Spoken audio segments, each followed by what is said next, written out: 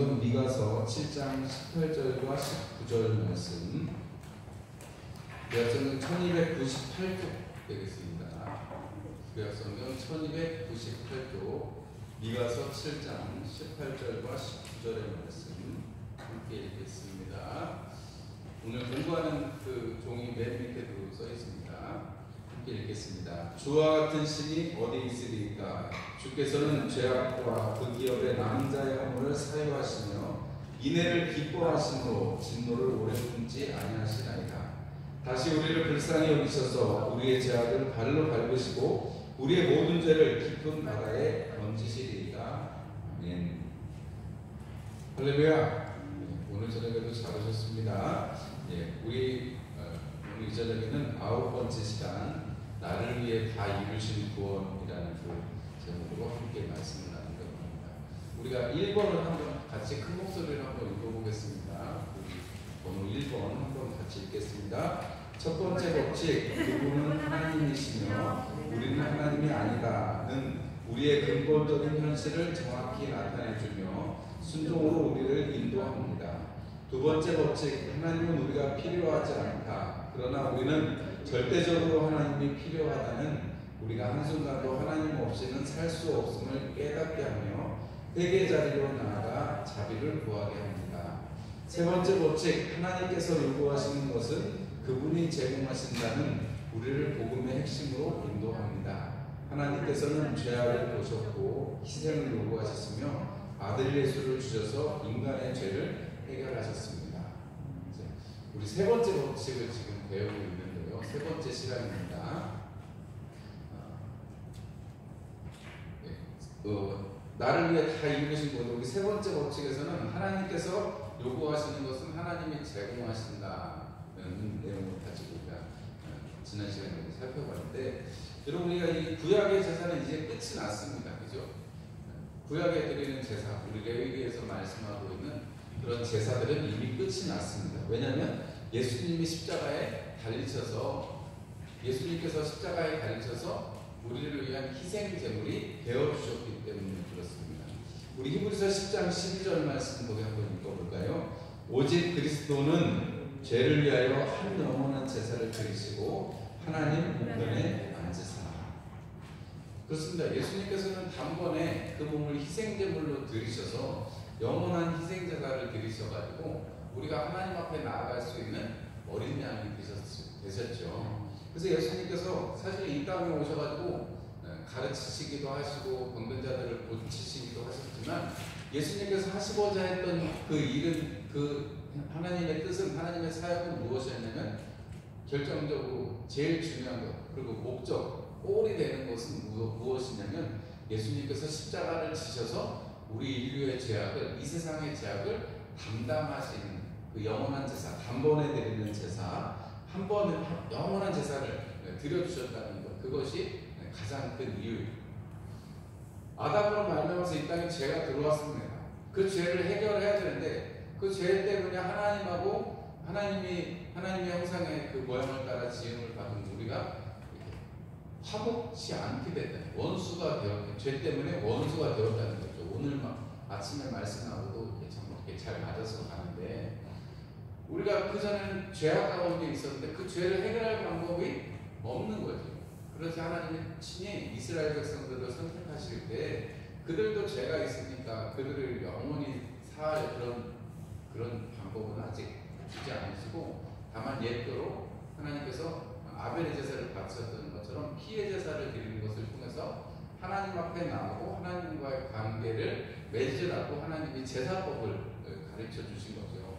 하나님께서 화제, 소제, 그리고 화목제, 이런 하나님께서 5가지 제사하는 방법과 그 목적들을 자세하게, 어떻게 보면 한 얘기 또 하고 한 얘기 또 하는 것 같은데 조금씩 다르긴 합니다. 그 이야기들 하나님 주시면서 하시는 말씀은 너희들이 내 앞에 나와서 나와 함께 좋은 관계를 맺자는 것이죠. 화목제물은 하나님과 화목하기 위해서 드리고, 속죄제는 하나님 앞에 죄를 사하기 위해서 드리는 것이고, 또 번제는 하나님을 기쁘시게 해드리기 위해서 드리는 것입니다. 그런 모든 그 제사들을 통해서 하나님하고 같이 있는 은혜를 누리게 하는 것이고, 하나님 앞에 제물을 드려서 하나님의 그 요구에 그런데 우리가 아브라함의 때를 본다면 그 요구, 하나님께서 네 아들을 바쳐라 했을 때 하나님이 뭘 준비하셨어요?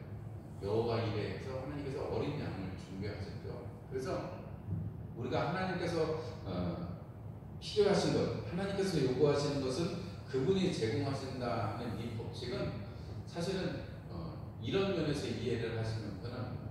여러분, 은혜를 우리가 사모하지만 우리가 은혜를 받고 싶다고 해서 은혜를 받는 건 아니지요. 어느 날 불현듯이 똑같은 찬송이라도 어느 날 불현듯이 그 찬송 부르다가 은혜를 받지 않으십니까? 그죠? 똑같은 찬송인데 어느 날은 막 엄청 눈물을 흘리면서 그 찬송을 부르게 되는 날이 있고, 어떤 찬송은 뭐 입에서 흘러나오긴 하지만 좀 무덤덤하게 그냥 그렇게 나올 때도 있잖아요. 그죠? 그런 걸 보면 어쩔 때는 우리가 좀 마음이 약해져서 그런가? 그건 아니죠. 마음이 약해지고 상황이 그래서 그런 것이 아니라 하나님께서 그 찬송을 통해서 하시고자 하는 말씀이 있으시기 때문에 그 찬송을 통해서 그 감동을 주시는 것이라고 생각이 되죠. 그렇게 우리가 그때 때를 따라서 우리가 받는 그게 있는데 그걸 읽어서 우리가 은혜라고 하죠. 근데 그거는 내 힘으로 내가 막 애를 쓴다고 되는 게 아니잖아요. 그냥 하나님께서 주시는 거예요. 하나님께서 은혜를 받아라 라고 말씀하셨고, 그 은혜에 필요한 것은 또 하나님께서 또 주시는 거예요. 우리가 뭘 이렇게 마련해가지고 하나님이 행하시는 게 아니고, 우리에게 하나님이 그냥 이것이 너가 필요해. 죄가 보입니다. 너가 죄를 사하는 것이 필요해. 그럼 죄를 사할 수 있는 방법을 주시듯이 오늘 보면 우리의 일상을 보면 우리의 삶을 보면 하나님께서 요구하시는 것, 하나님은 다른 걸 요구하지 않으십니다. 하나님이 천천의 만만의 양과 그 소들의 기름을 요구하시면 됩니다. 그러지 않습니다.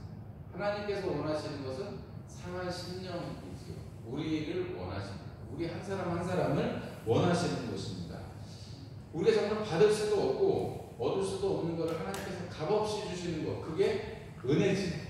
여러분들이 찬송을 부르다가 또 여러분들이 기도하다가 혹은 이러저러한 일들을 하다가 문득문득 하나님의 은혜를 생각하게 되고 감사하게 되는 것은 그것은 하나님이 그렇게 부어주시는 것이지 우리가 어떻게 할 수 있는 것이 아닙니다.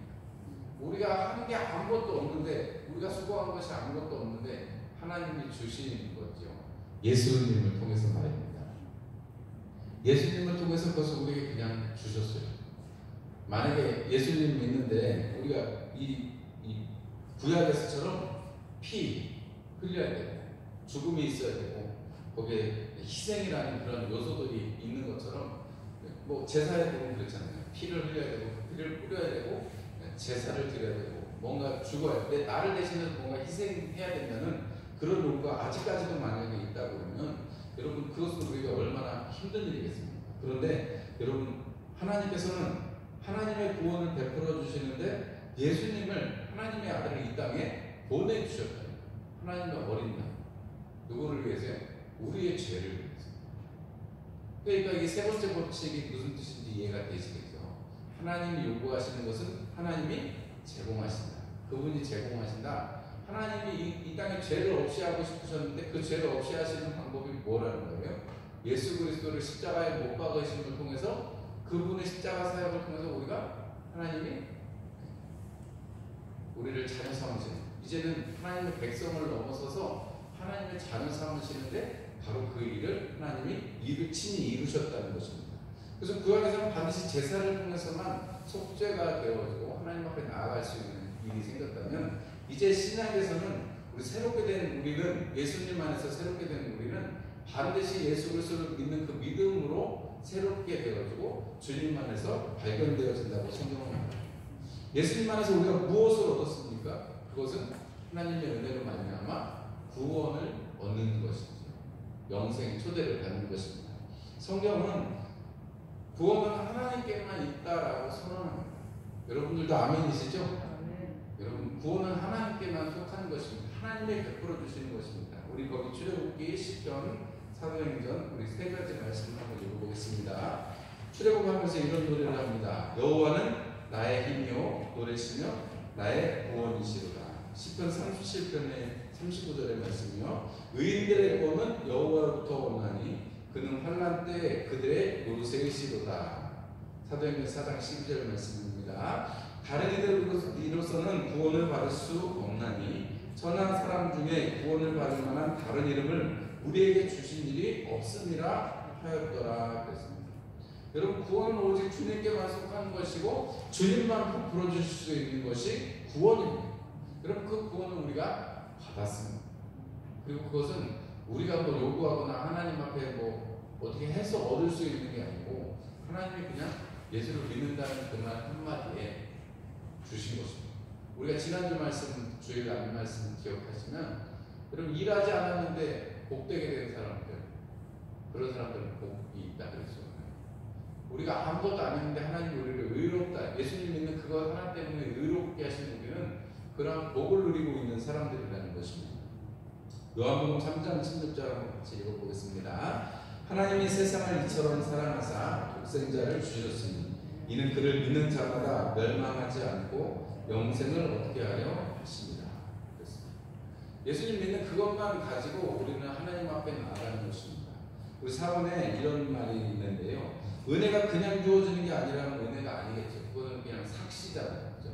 그 일 행한 대로 값을 받는 거잖아요. 그런데 하나님께서 은혜를 우리에게 그냥 값없이 주시기 때문에 은혜라는 말 안에 값없이 대가 없이 주신다는 말이 포함이 되어 있는 것입니다. 은혜를 받기 위해서 만약에 자격이 필요하고 은혜를 얻기 위해서 뭔가를 행해야 된다면 더 이상 은혜는 은혜일 수가 없는 것입니다.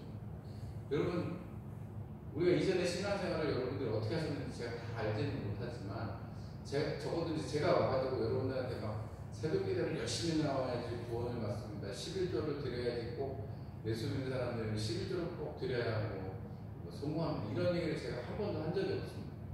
물론 11조를 뭐 하나님 앞에 드리는 마음에 대해서 제가 설명을 한 적이 있겠지만 제가 하다못해 주일도 여러분 꼭 성수해야지 어디 딴 데 가면 저주받아요 이런 얘기를 제가 해본 적이 없습니다. 맞죠?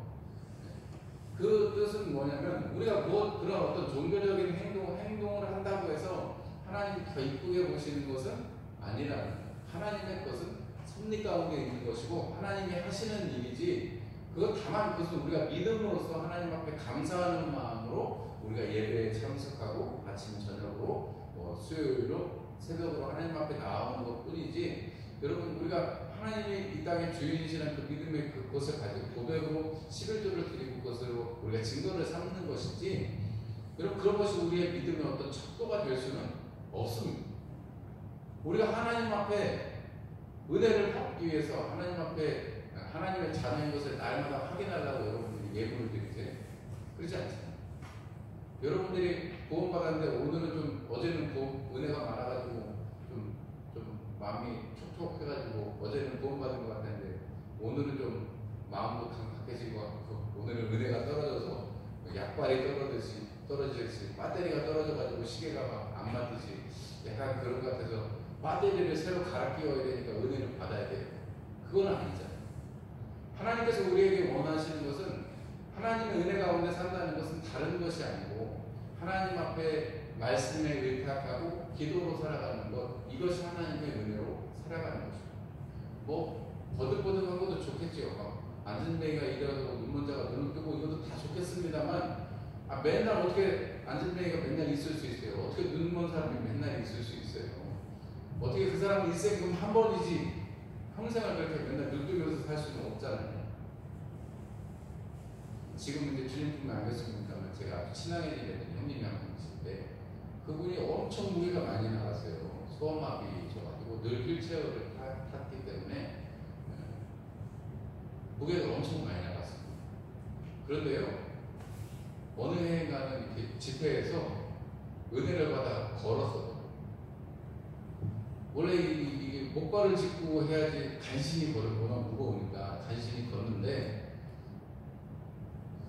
그때 은혜가 그때 걸었어요. 진짜 목발 없이 걸었어요.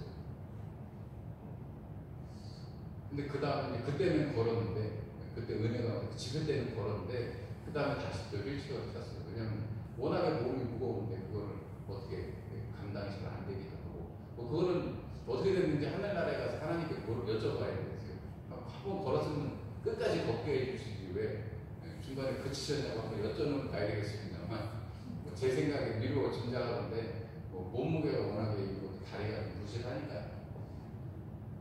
그리고 막 그렇게까지 이제 더 이렇게 감당할 수 없는 몸무게, 정상 체중이라도 사실은 그 다리를 가지고는 감당할 수 없는 그런 지경이었어가지고, 그건 뭐 궁금한데 여러분 일생에 한 번 그런 경험은 할 수 있겠죠. 그러나 뭐 날마다 뭐 다리가 부실하고 날마다 일어날 수는 없는 거죠. 은혜라는 것은 우리가 하나님께서 우리에게 주신 바, 우리에게 있게 하시는 바, 또 우리에게 하게 하시는 바, 그 일들을 감당해내는 것이 은혜를 누리는 삶인 것입니다. 여러분, 우리가 그거를 정확하게 알 수 있는 게 사도 바울의 표현에 보면, 여러분, 내가 은혜 받은 사람이라고 사도 바울이 고백하잖아요. 내가 죄인 중에 괴수인데, 내가 정말 벌레만도 못한 사람인데, 내가 하나님의 은혜로 말미암아서 내가 이렇게 이런 사람이 되었다라고 말하지 않습니다. 내가 배설물보다도 못한 사람이었는데 하나님을 핍박하는 행악자였는데 하나님이 은혜를 주셔서 나를 이렇게 인도해 가신다라고 말씀하고, 여러분, 그렇게 숱한 고난 속에서도 나를 지탱해 주시는 것은 누구다는 거예요? 하나님의 은혜, 하나님이시다. 하나님이 함께 하시기 때문에 그렇게 세 번 맞고 바다에서 며칠을 지내고 그렇게 해도, 강도를 만나도, 혹은 못 먹어도, 혹은 잘 먹어도, 대접을 잘 받아도 그 어떤 것이든지 다 하나님의 은혜로 생각하고 또 그렇게 여기면서 지나갈 수가 있었다는 것입니다.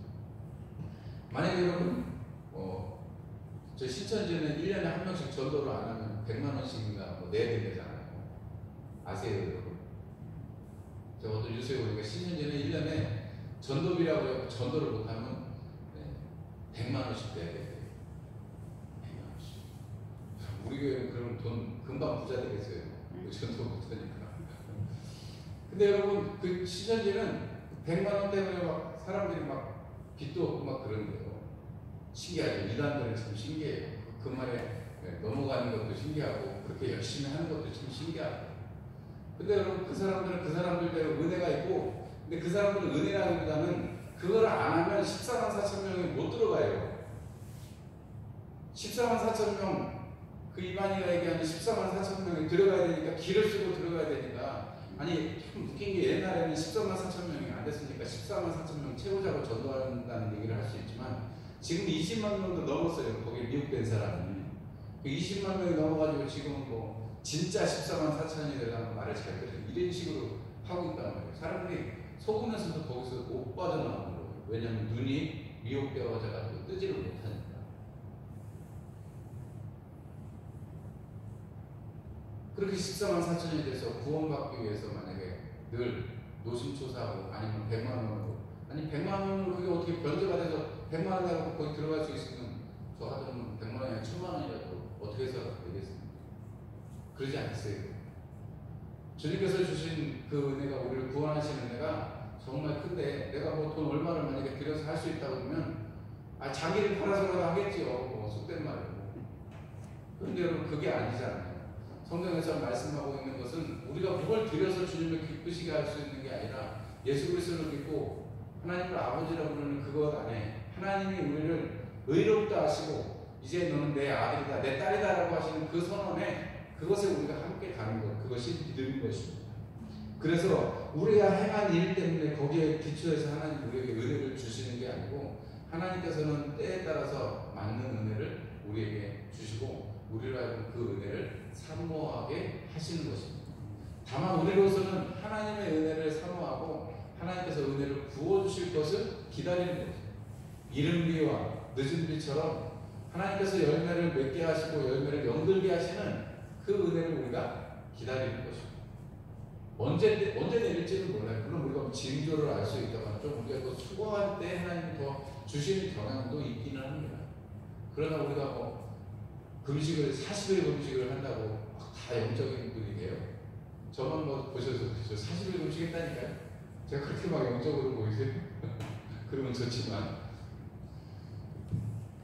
여러분 금식을 했다고, 아니면 하나님 앞에 재물을 많이 바쳤다고, 아니면 우리가 겉으로 드러나는 종교적인 생활을 열심히 했다고 하나님이 은혜로운 사람, 은혜 가운데 있는 사람이라고 말씀하시지 않습니다.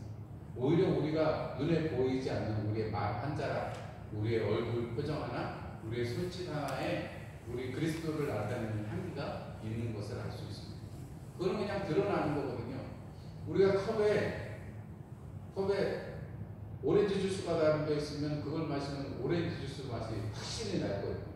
오렌지가 담겼는데 거기에 사과 주스 맛이 나려면 없습니다. 맞죠? 그럼 여러분 우리 안에 예수가 계시다면, 하나님의 은혜가 있다면 우리 안에서 뭐가 나오는 게 정상이에요? 하나님의 은혜가 나오는 게 정상입니다. 그래서 단물과 쓴물을 같이 낼 수 없다. 물론 이제 다른 표현에서 그렇게 말씀하시지만, 여러분 우리가 분명한 것은 우리가 하나님의 은혜를 사모하고 나를 위해서 이루어주신 하나님의 그 구원, 하나님 같은 분은 없습니다 하는 우리가 오늘 이 미가서 말씀에 주와 같은 분이 어디 있겠습니까? 주님은 그 모든 것들을, 허물들을 다 사해 주시고 하나님께서 그 진노를 풀으셔서 우리를 불쌍히 여기시고 우리의 그 죄악을 바다에 던지셨다, 죄악을 발로 밟으셨다, 이렇게 표현합니다. 여러분 창세기 3장 15절 말씀에 주님 그 원시복음을 말씀하실 때 발로 밟을 것이다 라고 예언하실 때 그런 말씀을 같이 가져온 거죠. 깊은 바다에 던지면 찾을 수가 없다. 우리가 이런 말씀들을 보면 하나님께서는 그 죄를 얼마나 미워하시면 발로 밟고 바다에 던지시고, 우리에게 죄악이 있는데 그것을 우리는 어떻게 할 수가 없으니까, 내가 죄가 없어야 너랑 교제할 텐데, 너랑 사귈 텐데, 너가 죄가 있으니까 그러면 너가 어떻게 해봐, 이게 아니고 하나님께서는 그것을 해결하시기 위해서 누구를 주셨다는 거예요? 예수를 주셨다는 거죠. 그러니까 하나님이 요구하시는 것은 하나님이 제공하신다 하는 것입니다. 우리 잘 아시는, 자주 들으시는, 또 이제 우리가 이제 다음 주에 지나는 고난주가 있는데 우리가 많이 듣게 될 말씀이죠. 이사야서 53장 6절에 우리는 다 양 같아서 그릇 행해서 제 길로 갔지만 우리 모두의 죄악을 그에게 담당시키셨다는 이 이사야의, 이 선지자의 말씀이 여러분 바로 이 세 번째 법칙, 하나님께서는 요구하시고 그것을 제공하신다는 그 말씀입니다. 여러분 이 한 주간에도 하나님이 은혜를 더 크게 부어주시기를 주님의 이름으로 축원합니다. 찬송을 해도 은혜가 되시기를 바라고, 식사 기도를 하시다가도 은혜가 되시기를 바랍니다. 화장실에 가서 앉아있다가도 시원해지면 감사하시기 바랍니다. 여러분 차를 타고 다니시다가 때없이 하나님의 은혜를 주시거든 찬송하시고 눈물을 흘리실 수 있으면 좋겠습니다. 이번 한 주간에 하나님께서 주시는 은혜, 그리고 하나님께서 그 은혜를 또 주시기 위해서 우리에게 제공해 주시는 다양한 것들, 우리의 죄를 위해서 예수 그리스도를 주셨고, 또 우리의 삶을 위해서 하나님이 다양하게 예비해 놓으신, 준비해 놓으신 것들이 많이 있습니다. 여호와 이레의 사건들을, 사람들을 많이 만나시는 그런 은혜가 있으시기를 주님의 이름으로 축원합니다. 제가 이렇게 신입생들이나 이렇게 새로운 곳으로 가게 되는 사람들을 위해서 기도할 때 항상 하는 기도 중에 한 가지가 한 자락이 뭐냐면, 하나님께서 여호와 이레로 예비해 주셔서 하나님의 사람들과 하나님의 사건들을 만나게 해주세요, 이런 기도를 제가 꼭 하거든요. 그 뜻은 여러분들 동일하게, 우리 지금 이 자리에 저녁에 함께 하시는 여러분들도 누구를 만나시든지 하나님이 예배하시는 사건과 사람들을 통해서 하나님의 은혜를 시게 누리실 수 있는 이번 한 주간이 되시기를 축원합니다. 기도하겠습니다. 하나님